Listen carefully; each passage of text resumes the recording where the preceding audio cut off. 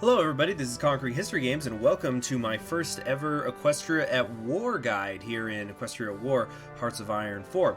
I'm just doing this brief little guide because I wanted to explain to people, because I see them asking it in comments on my videos and very frequently on the Discord for Equestria at War. How do I become the Solar Empire and how do I unlock Daybreaker?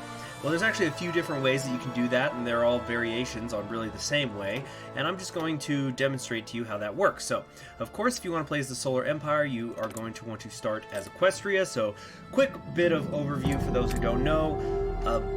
Daybreaker is basically Celestia's alter ego, in the same way that Nightmare Moon is Princess Luna's alter ego. It is a potential state that she can go in where she has essentially extra powers, but she's unrestrained and just generally lacking in morals. Although I'll talk a little bit about that when we actually get to the Solar Empire screen at the end of this. So the key to becoming Daybreaker is you need the Fascists to take over. The HSR, Holy Sun Reign, right here. There's also a decision up here. It's not there just yet, but it's a way to keep track of how close Celestia is to turning into Daybreaker. And it's pretty simple. You have to stress her out. You have to get her upset. You have to get her vengeful. You have to get her very worried.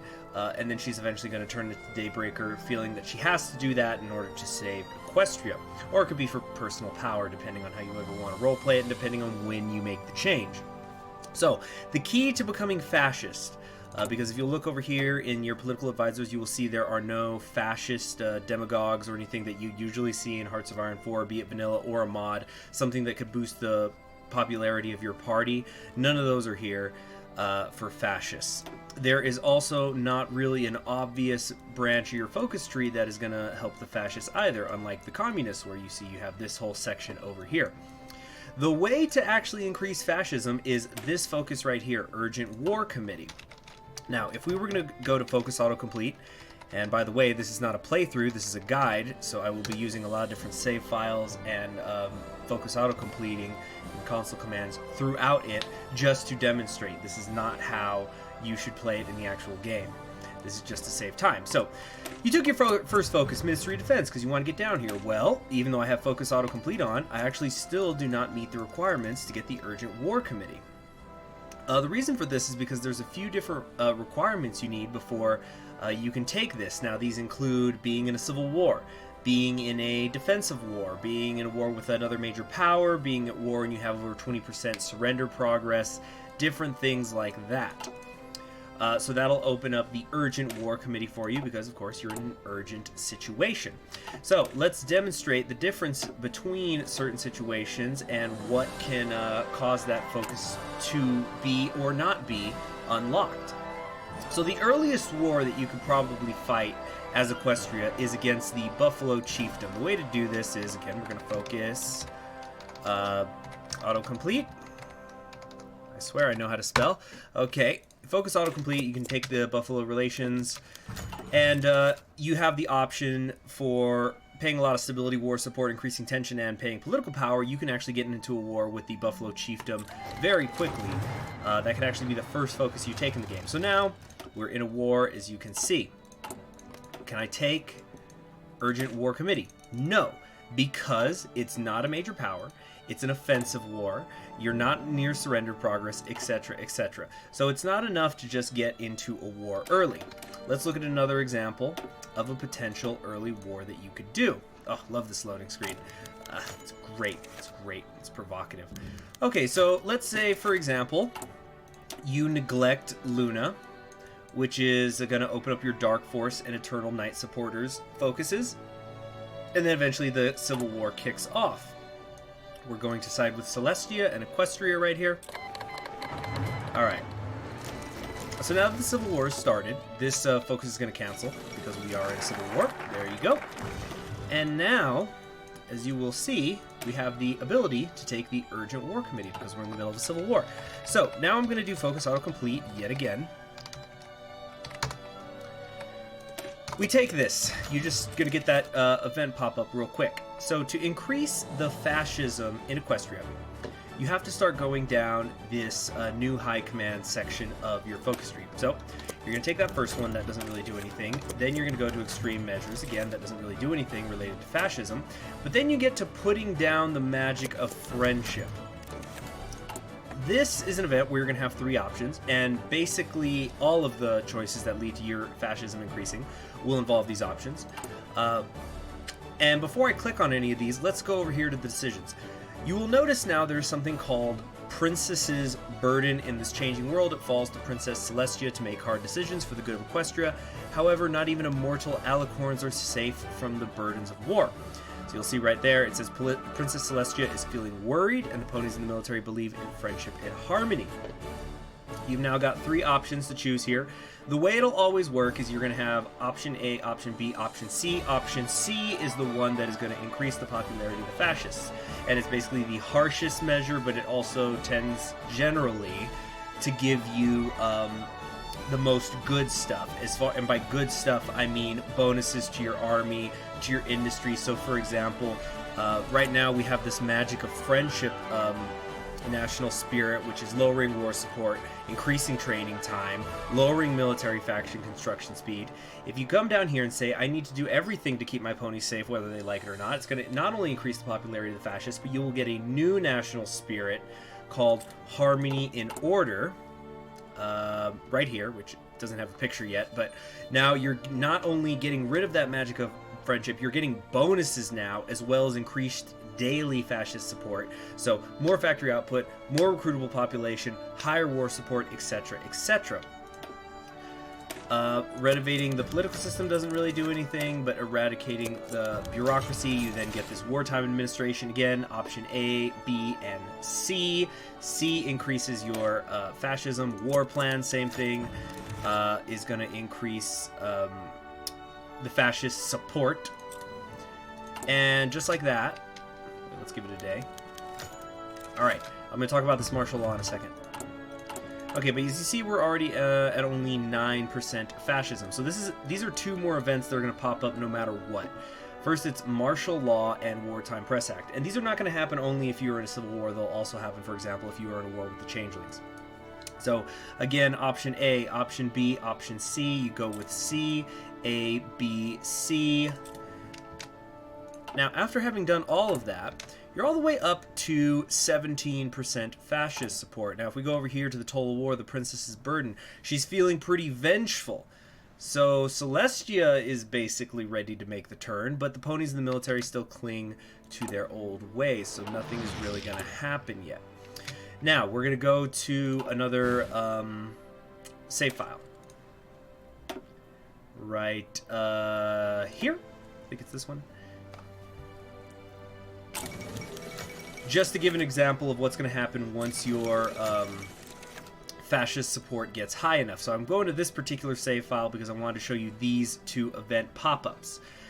Now, this was a playthrough in which I allowed Stalingrad to influence the Communist Party's support within Equestria. So if we go over here to our party popularity, you'll see that the Pony Communist Party actually is 47% popular right now because they've been getting bonuses from Stalingrad and stuff. But now that a war has begun, you're going to get this no civil war event because after the devastating war, the spirits of the revolutionaries are lost, many of the ponies are dead, and no pony wants to fight anymore. So basically the communists are dying on the front lines so they can't revolt against you. And so that's going to remove some national spirits, but it's also, again, showing you that the other thing I wanted to show you here was that you can have that communist support happening from Stalingrad and you can still become Daybreaker. Although I think I already said this, becoming Daybreaker is a years-long process. It could take 5 years, it could take more than 5 years, because you are slowly breaking her down, Celestia. So, you're going to get this concerns about Celestia event pop up. Now, this was a path where I did not take the Nightmare Moon Lunar Empire Civil War. So basically Luna approaches Celestia and says, hey, something's, your smile and optimism is gone. And you can say, I'm perfectly fine, do not bother me again, or perhaps you're right, it seems like I had lost myself. Just say that you're perfectly fine. And now if we go over here to the events and decisions tree, you're going to see there's 3 different focuses here. So right now we're at war with the changelings. The war just began. We can now enact the war plan, because the war plan goes away whenever you're at peace. You can reenact it for 100. And you can also embrace the fires of fury, which is going to happen if you have more than 30% support for the Holy Sun Reign and you're at war, or if you have more than 50% for them, period.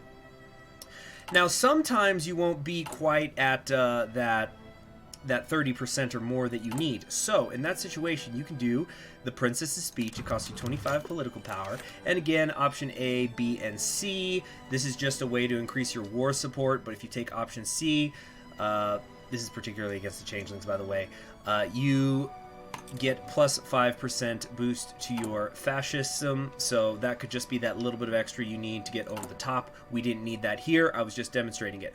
Now, embracing the fires of fury does not cost anything, but you just click it and you'll get this event, Supernova, in which you can actually reduce the popularity of fascism and political power, and you're going to lose 300 political power, so I guess this is if for some reason you changed your mind. But here you'll say they will know the power of the sun. And there you have it. You are now Daybreaker.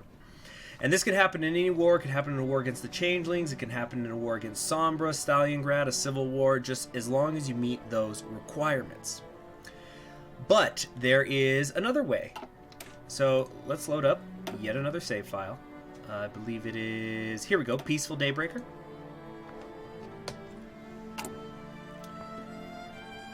So let's say you got in a war with the changelings and you won, but you had not turned into Daybreaker before the war was over.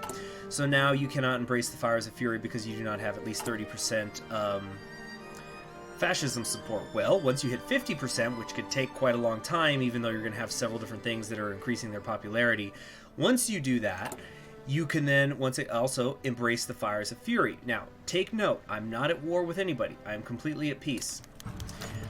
This time, the difference is, again, you can take away all that fascist popularity at the cost of a lot of political power, or you can say harmony through order, peace through strength, and you become the Solar Empire. However, you'll see Equestria is over here. That is because the Harmonists are going to break off, and Princess Luna will be their leader, which is, I think that's a great little detail. And so then you're going to have a civil war to fight. They're going to get some civil war divisions, so keep an eye out for that. And also, note, they are still the faction leader for the United Ponies Alliance. So anybody who is still in that faction is somebody who you're also going to fight. So as you can see, in this situation, I have to fight New Maryland. I would have to fight the Crystal Empire. So keep these things in mind if you decide that you're going to do the Civil War route. I hope that answered everybody's questions. Oh yeah, and the thing I was going to bring up before. So the whole concept of Daybreaker, it's interesting. This isn't a Solar Empire guide, it's just how to become them, but you do have 3 different branches of basically her attitude. Is she the Empress Protector, Mother, or the God?